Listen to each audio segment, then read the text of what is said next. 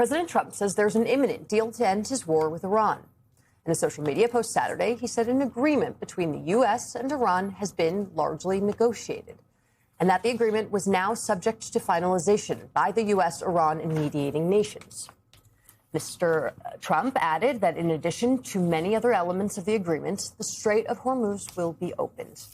The president did not provide more details, and there was no immediate confirmation from Iran or Israel. The president didn't mention any agreement on Iran's nuclear program, something that's been a key sticking point.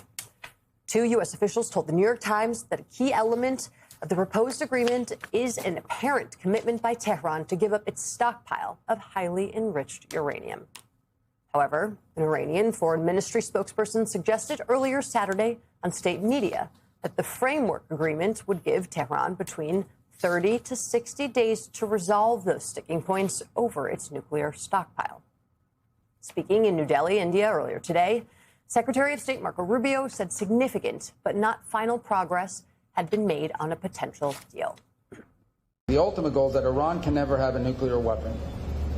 Iran can never possess a nuclear weapon. The president has been clear about that. We've made some progress over the last 48 hours working with our partners in the Gulf region on an outline that could ultimately, if it succeeds, leave us not just with a completely open straits, and I mean open straits without tolls, and with addressing some of the key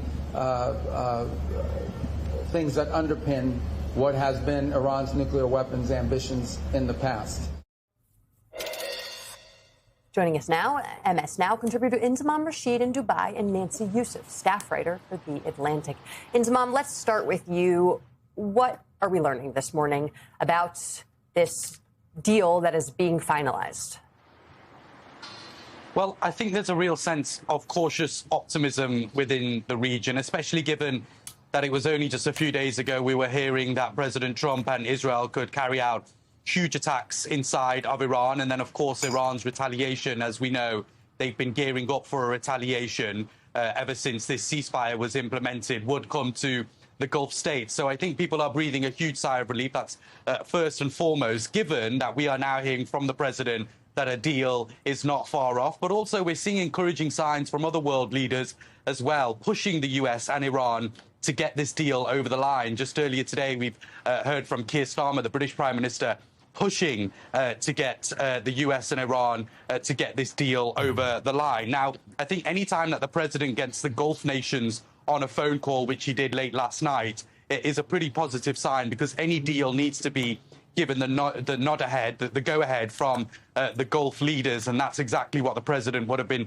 trying to do over that phone call with many of the Gulf states last night. I think the big question is, though, is what is exactly inside this deal? What's inside this framework to get these negotiations, to get these peace talks happening once again? Well, there's two sides being reported. So we've got some reports from Axios in the US, and then we've got some reports from Iranian state media as well. I'll just very briefly go through them, if I may. The big question is obviously the nuclear framework. Is that included? Is that entrenched within this conversation? And how is that entrenched in this framework? President Trump said last night that the Strait of Hormuz would be reopened as a result of this deal, and straight away kind of hinting a victory there. But remember, the Strait of Hormuz was always open even before this war started.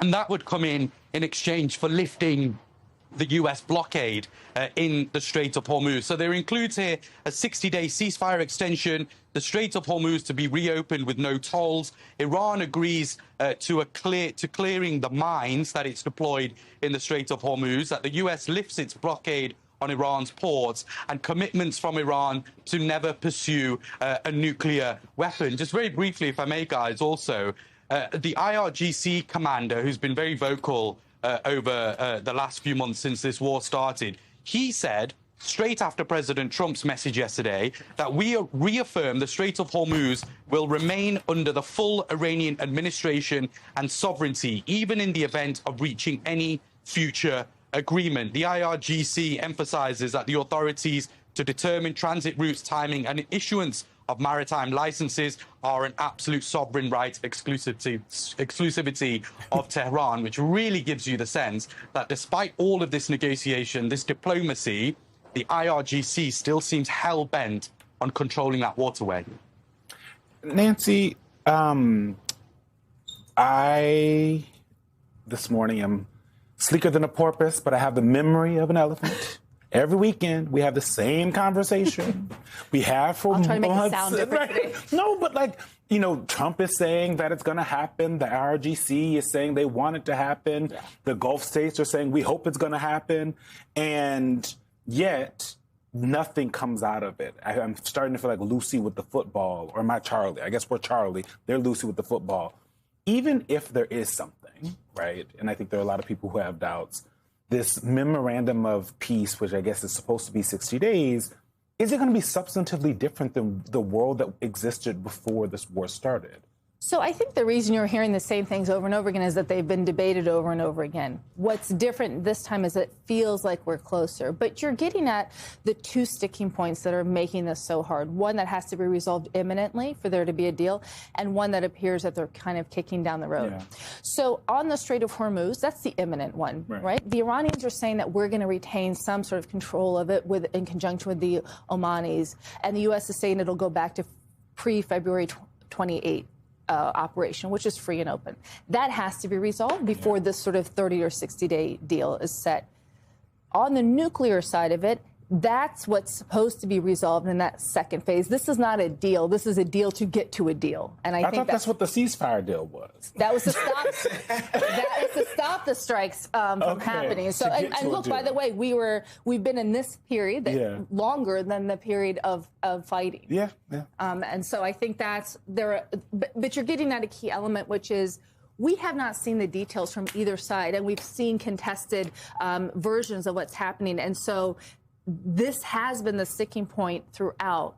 Can they actually resolve at least the strait and to start to set the framework then for the nuclear one? If they can, then I think we have the first phase. What will be a multi-part process. I don't know, Nancy. I feel like I've been on a yo-yo of a merry-go-round when it comes to this story, to Eugene's point. Whenever I see a news alert about a deal, a social media post from the president about a deal, I don't believe it. I just don't believe it, because I've seen this movie before, and I think the American people have seen this movie before, and I can only imagine how it must be for you, how it must be for Inzamam to report on this story. And what I'm trying to get to is trust. I personally do not trust anything that comes out of the White House when it comes to this deal. I certainly do not trust anything that comes out of Iran when it comes to this deal. So when you're reporting, how do you know that what's being said to you by the administration, by the president through a social media post, is actually reality? Right. You're getting at a disinformation war or misinformation war that has been a part of this conflict from the minute it started. So it's going to depend on the actions.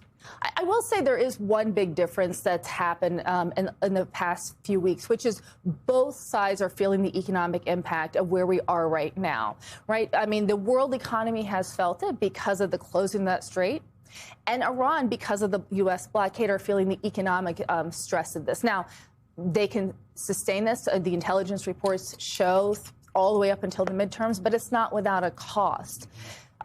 So we'll know in terms of how they talk about it in the sense that the president in his latest post, he wasn't as bellicose or threatening as he was. It was much more diplomatic. For him. But we didn't have sort of the threats that have been around post-doc, so that's different. But we'll know in terms of if we start to see movement of U.S. military ships, we'll know if we start to see the flow of some kind of traffic. That'll be the tangible that we have. But there is a slight change of language that we haven't seen before. Any port in the storm, I guess. I know I said it. I didn't trust anything that comes out of the administration or Iran, but I do trust what comes from Nancy Youssef of The Atlantic and MS Now contributor Inzamam Rashid. Thank you both very much for your incredible reporting and analysis.